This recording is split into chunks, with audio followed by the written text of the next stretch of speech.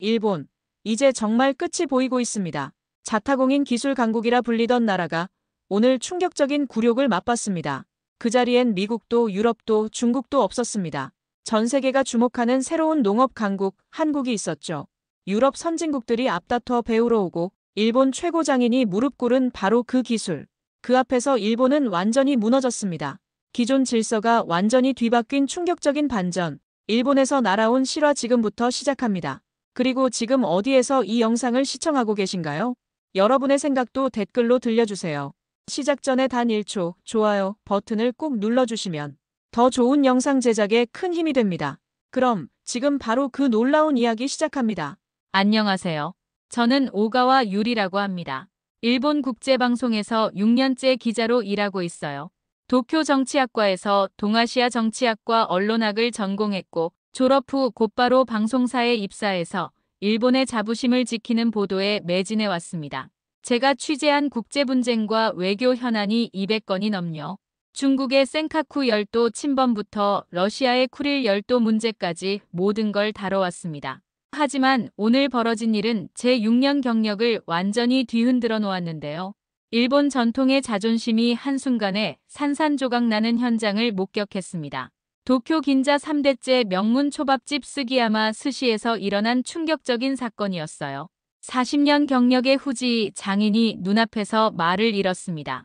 평생 자랑하던 일본 쌀보다 한국 쌀이 압도적으로 뛰어나다는 사실을 인정할 수밖에 없었거든요.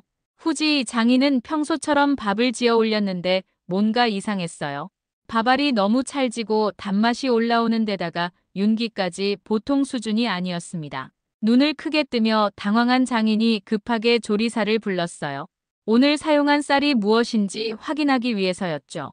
그때 조리사가 떨리는 목소리로 충격적인 진실을 털어놨는데 일본 쌀 배송이 늦어져서 어쩔 수 없이 한국산을 사용했다고 말했습니다. 그런데 그 한국쌀의 정체가 정말 놀라웠어요. 바로 경기 임금님표였던 거예요. 순간 저는 온몸에 소름이 돋으며 말을 잃었습니다.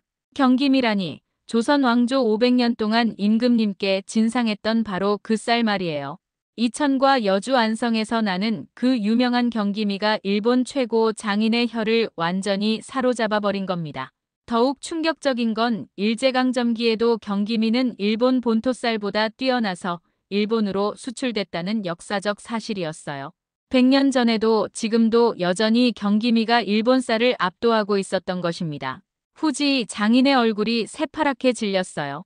40년 넘게 초밥을 만들어 오면서 이런 충격은 처음이라고 떨리는 목소리로 고백했습니다. 세계 최고라고 자부하던 일본 쌀이 조선 임금님 수라상에 올랐던 그 쌀 앞에서 완전히 무너져버린 거예요. 장인은 다시 한번 밥을 떠서 천천히 씹어보더니 고개를 절레절레 흔들기 시작했습니다. 이런 품질의 쌀은 평생 처음 경험한다고 인정할 수밖에 없다고 털어놨어요. 더욱 놀라운 건 손님들의 반응이었습니다. 오늘 밥맛이 유독 뛰어나다며 연신 칭찬을 늘어놓고 있었어요. 심지어 20년 단골 손님은 언제부터 이렇게 맛있는 쌀을 쓰기 시작했냐며 감탄을 금치 못했습니다. 경기미의 찰기와 단맛, 그리고 입안에서 느껴지는 깔끔함이 일본 쌀과는 차원이 다른 수준이었죠. 조선 왕조가 500년 동안 지켜온 그 맛의 비밀이 여전히 살아있었던 것입니다. 저는 카메라를 끄고 잠시 생각에 잠겼어요. 세계 3위의 경제대국이라고 자부하던 일본이 정작 가장 기본이 되는 쌀에서 한국에 완전히 밀리고 있다니 도저히 받아들이기 어려웠습니다. 더욱이 그것이 조선시대부터 이어져 내려온 경기미라는 사실이 더욱 충격적이었어요. 일본이 아시아 농업 기술의 선두주자라고 확신해왔는데 현실은 정반대였던 겁니다. 후지 장인이 마지막으로 한 말이 정말 뼈 아팠습니다. 이제 일본 쌀의 자존심이란 게 무슨 의미가 있겠냐며 한숨을 내쉬었어요. 조선 임금님이 드시던 그 쌀 앞에서 일본 최고 장인도 고개를 숙일 수밖에 없다고 솔직하게 인정했습니다.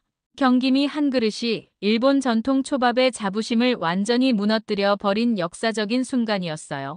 후지 장인의 충격적인 고백 이후 저는 완전히 다른 차원의 위기를 감지했습니다. 곧바로 도쿄 경제학부 야마구치 히로시 교수에게 긴급 연락을 취했어요. 일본 경제 분석 분야의 절대 권위자이자 정부 핵심 자문위원이죠. 전화를 받은 야마구치 교수의 목소리는 완전히 절망에 빠져 있었습니다. 지금 일본 정부 내부는 패닉 상태라고 털어놨는데 한국쌀 사태가 단순한 농업 문제가 아니라 일본 경제 전체를 뒤흔들 대재앙의 신호탄이라는 충격적인 분석이었습니다. 교수는 몇 달 전부터 정부에 강력히 경고했다고 분노했어요. 한국의 농업혁신이 일본을 완전히 박살내고 있다고 했지만 정부는 귀를 막고 있었다는 거예요. 더욱 경악스러운 건 일본 농림수산성의 극비 보고서였습니다. 한국쌀의 시장 침투력과 파괴적 영향력을 분석한 문서인데 그 내용이 너무나 충격적이어서 절대 공개할 수 없는 수준이라고 했어요. 야마구치 교수는 떨리는 목소리로 말했습니다. 만약 한국쌀이 일본 시장을 본격적으로 점령하기 시작하면 일본 농업은 단 몇 년 만에 완전히 붕괴될 거라고요. 이미 전국 각지에서 농가들이 절망하며 한국 기술을 배우겠다고 울부짖고 있다는 절규 같은 소식들이 쏟아지고 있었습니다. 그런데 더 놀라운 일이 벌어졌어요. 일본 최대 유통업체들이 비밀리에 움직이고 있다는 폭탄 정보를 입수했습니다. 대형 마트 체인들이 한국쌀 대량 수입을 극비리에 추진하고 있다는 충격적인 소식이었어요. 소비자들이 한국쌀의 압도적 우월성을 직접 경험하고 나서 완전히 중독되고 있기 때문이라는 분석이었습니다. 저는 더 이상 참을 수 없었어요. 곧바로 방송사 편집국으로 달려가서 국장님께 긴급 보고를 올렸습니다.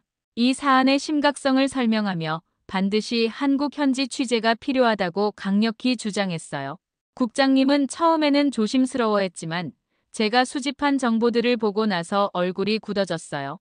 이건 단순한 농업 뉴스가 아니라 일본의 미래가 걸린 문제라는 걸 인식하신 거였습니다. 3일 후 한국행이 결정됐어요.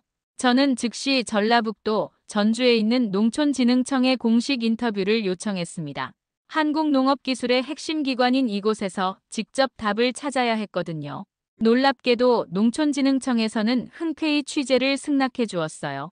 창의적 기술 혁신과 디지털 생태계 구축으로 농업을 미래 성장, 산업으로 탈바꿈시킨 비밀을 공개하겠다고 자신 있게 말했습니다. 이런 분위기 속에서 자료를 찾아보니 더욱 기가 막힌 건 일반 국민들의 반응이었는데 대부분의 일본인들은 이런 절체절명의 위기 상황을 전혀 모르고 있다는 것이었어요. 오히려 한국쌀을 사용한다고 당당히 선언한 식당들의 손님들이 미친 듯이 몰려들고 있다는 소식이었습니다. 사람들이 한국쌀의 압도적 우월성을 직접 맛보고 나서 완전히 정신을 잃었어요. 국적 따위는 상관없다며 한국쌀만 찾는 소비자들이 전국적으로 폭증하고 있었습니다. 가장 절망적이었던 건 정부의 무능한 대응이었는데 하늘이 무너지는 위기 상황을 뻔히 알면서도 손 하나 까딱하지 않고 있었어요. 이런 현실에 야마구치 교수는 분노하며 토로했습니다. 정부가 낡아빠진 전통 농업에만 매달리면서 혁신을 완전히 거부하고 있다고요. 한국은 이미 15년 전부터 미래 전쟁을 준비해 왔는데 일본은 아직도 과거의 무덤에서 헤어나오지 못하고 있다고 절규했어요. 이런 착잡한 마음을 다잡고 3일 후 저는 한국으로 출발했습니다. 과연 한국쌀의 무서운 비밀이 무엇인지, 한국이 어떻게 일본을 이렇게 완전히 앞지를 수 있었는지 직접 확인하러 말이죠. 인천공항에 도착한 저는 곧바로 전주행 고속버스에 몸을 맡겼는데요. 서울 시내를 벗어나 고속도로에 접어들자 창밖 풍경이 완전히 달라지기 시작했어요. 빽빽한 고층 빌딩들이 사라지고 푸른 들판과 구름이 끝없이 펼쳐지는 한적한 농촌 풍경이 눈앞에 펼쳐졌습니다.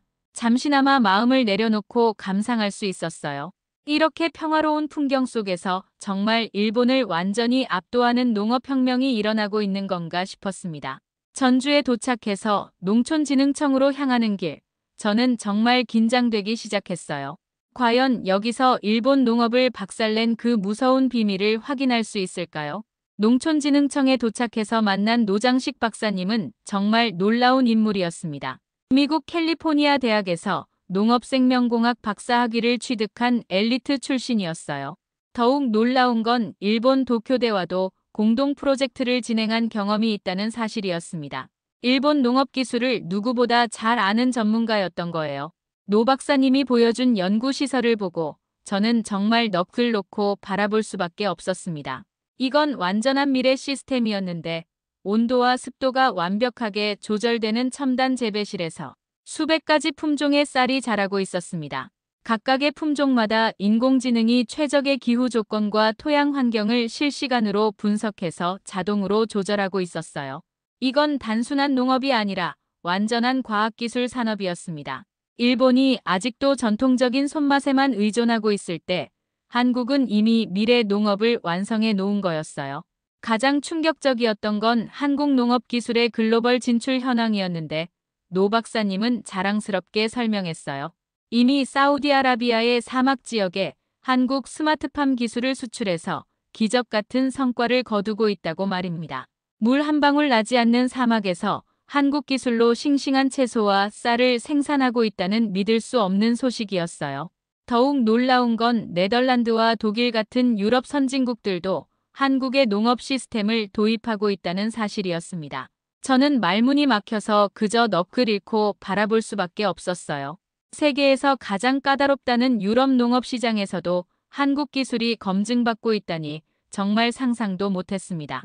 노 박사님은 계속해서 충격적인 정보들을 쏟아내셨어요. 호주의 대규모 농장에서도 한국 시스템을 사용하고 있고 심지어 아프리카 케냐에서도 한국 농업 기술로 식량 문제를 해결하고 있다는 소식이었죠. 이게 바로 한국이 세계 농업계를 완전히 뒤바꿔 놓은 혁명이었던 거예요.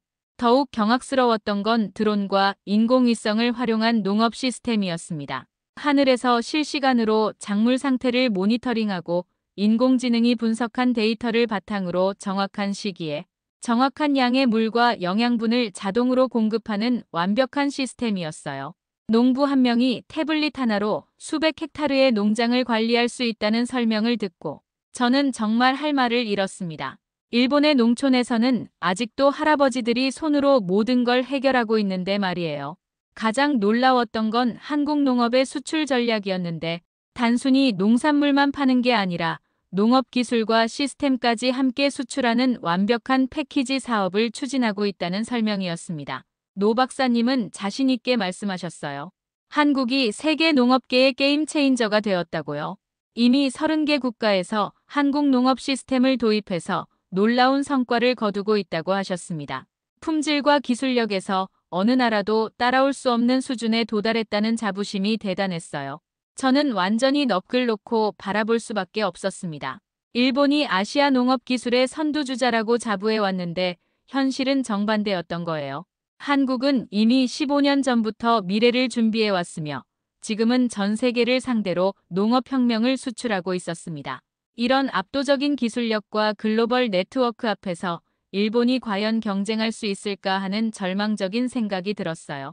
농촌진흥청에서 충격적인 현실을 마주한 저는 더 깊이 파헤쳐야 할 필요성을 느꼈습니다. 과연 한국과 일본의 농업 기술력 차이가 얼마나 압도적인지 정확히 알아보고 싶었어요. 바로 전북대학교로 향했습니다.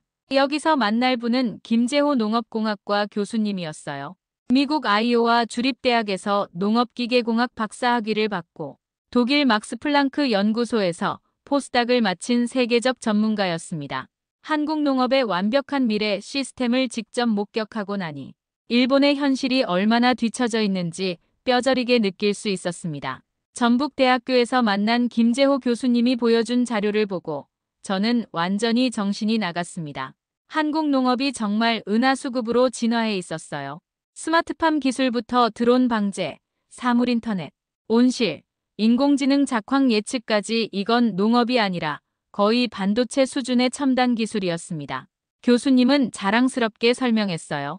지금 전 세계가 한국에 배우러 오고 있다고, 한국 농업 기술이 한국 대중문화만큼이나 세계를 사로잡고 있다고 강조하셨습니다. 농사도 이제 삼성 갤럭시급 기술력으로 완전히 바뀌었다는 충격적인 분석이었어요. 반면 일본의 현실은 정말 절망적이었습니다. 아직도 전통 방식만 고수하고 있다는 분석이었어요. 물론 장인의 손맛은 좋지만 기계화와 자동화 속도는 한국에 비해 완전히 늦다고 비판했습니다. 스마트팜 도입률도 한국보다 최소 10년은 뒤처져 있고 아직도 수작업장인 정신만 강조하고 있다는 뼈아픈 지적이었어요. 김 교수님은 한숨을 내쉬며 말했습니다. 일본이 과거에 머물러 있는 동안 한국은 미래로 날아갔다고 말이에요. 가장 충격적이었던 건 구체적인 기술력 비교였는데 한국의 스마트팜은 인공지능이 실시간으로 온도, 습도, 이산화탄소 농도까지 완벽하게 조절하고 있었어요. 드론이 하늘에서 작물 상태를 스캔하고 사물인터넷, 센서가 토양의 모든 데이터를 수집해서 인공지능이 최적의 재배 환경을 만들어내고 있었습니다. 이건 정말 반도체 공장 수준의 정밀함이었어요. 반면 일본은 아직도 농부 개인의 경험과 직감에 의존하는 아날로그 방식이 주류라는 안타까운 현실이었습니다.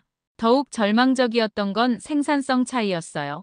한국의 스마트팜은 같은 면적에서 일본의 3배 이상 수확량을 올리고 있었습니다. 그것도 품질은 훨씬 뛰어나면서 말이에요. 김 교수님은 데이터를 보여주며 설명했습니다.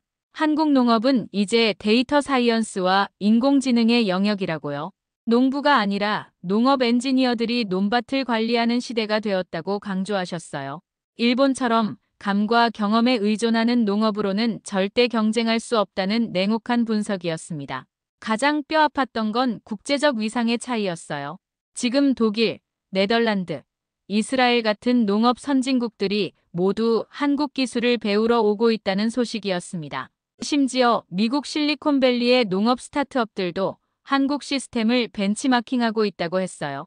반면 일본은 아직도 내수 시장에만 갇혀서 세계 무대에서는 점점 존재감이 사라지고 있다는 절망적인 현실이었습니다. 김 교수님은 마지막으로 충격적인 말을 했어요. 이제 농업도 한국 기술의 영역이라면서 한국이 농업계의 삼성전자가 되었다고 단언하셨습니다. 저는 완전히 말문이 막혔어요. 일본이 자랑하던 장인 정신이 한국의 갤럭시급 기술 앞에서 완전히 무력해 보였습니다. 이런 압도적인 기술력 차이를 직접 확인하고 나니 일본 농업의 미래가 정말 걱정되기 시작했어요. 전북대학교에서 충격적인 기술력 차이를 확인한 저는 실제 현장을 직접 눈으로 봐야겠다고 결심했습니다. 김재호 교수님이 추천해준 곳은 전남 고흥에 있는 스마트팜 혁신밸리였어요. 330헥타르 규모의 거대한 미래 농업단지라는 설명을 듣고 바로 고흥으로 향했습니다. 고속도로를 달려 도착한 현장을 보고 저는 완전히 정신이 나갔어요. 이건 농장이 아니라 거대한 첨단 산업단지였습니다. 마치 신도시 개발을 위해 미리 조성해 놓은 것처럼 평지 한복판에 펼쳐진 미래도시 같은 풍경이었어요. 안내를 받으며 들어가 보니 더욱 놀라웠습니다. 이곳은 39세 이하 청년 창업농을 대상으로 2년간 집중 교육을 진행하는 곳이라고 했어요.